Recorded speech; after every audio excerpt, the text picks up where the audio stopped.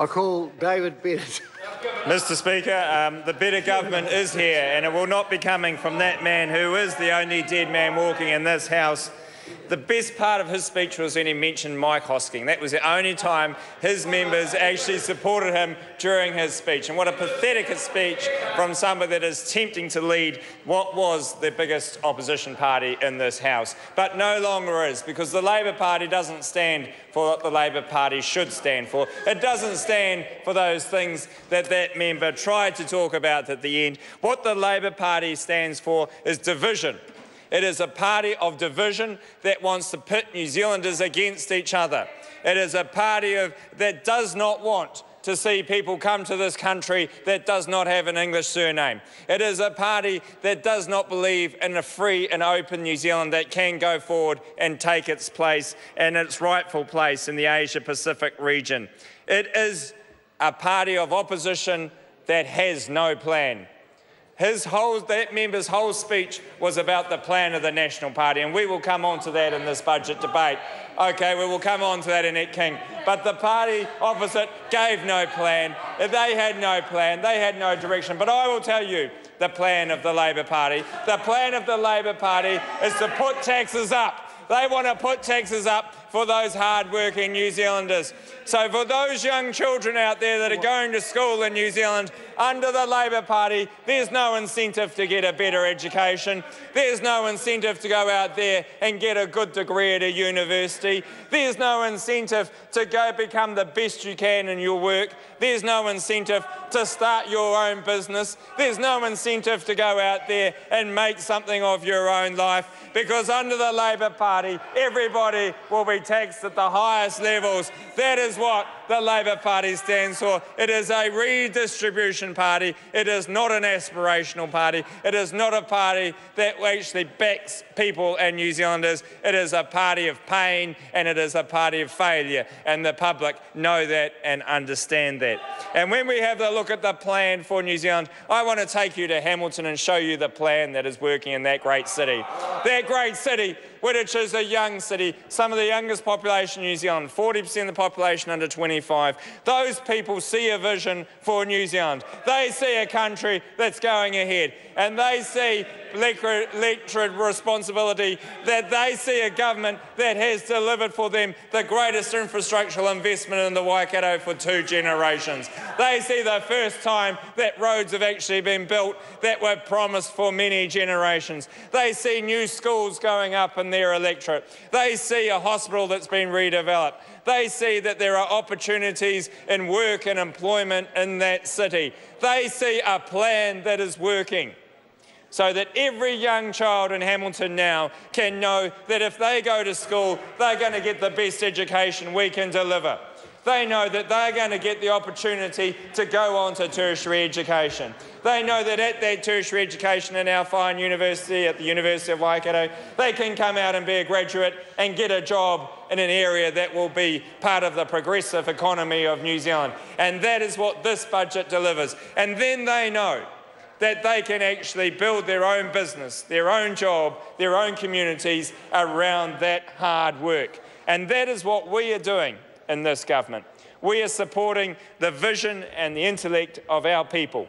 We are supporting the ability of New Zealanders to make the right choices and to deliver the right results. We are not a party of division like you see on the other side of the House, where the Labor Party doesn't know what it stands for and it's trying to be everything to anybody and being nothing to anybody in the process.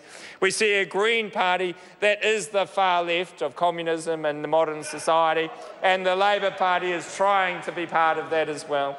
We see a New Zealand First Party that is against immigration of any sort, and their nationalist approach to this country would be to the detriment of this country going forward. And the Labor Party has grasped onto both of those things. It has taken those far left agenda that the Green Party is talking about, and it has taken that anti-immigration approach of New Zealand First, and that is the Labor Party of New.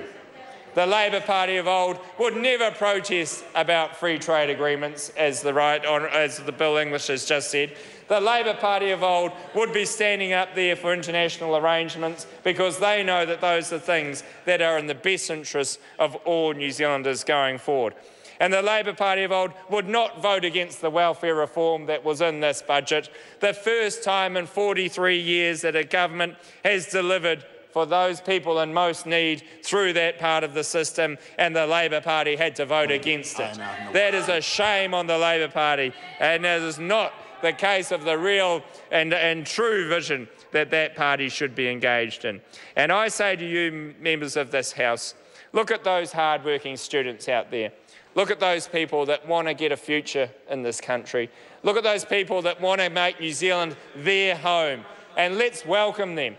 Let's put the mat out. Let's say, if you want to make New Zealand your home, we will enable you to do that. If you want to stay in New Zealand, we will make that happen for you. And if you want to build a more prosperous and dynamic country, we have got a plan. And we have got a plan that is working. And come to Hamilton and you'll see that plan and you'll see that it's working. And the Labor parties over there know it. And they won't come to Hamilton because they know it is working and there's no chance of them there at this stage.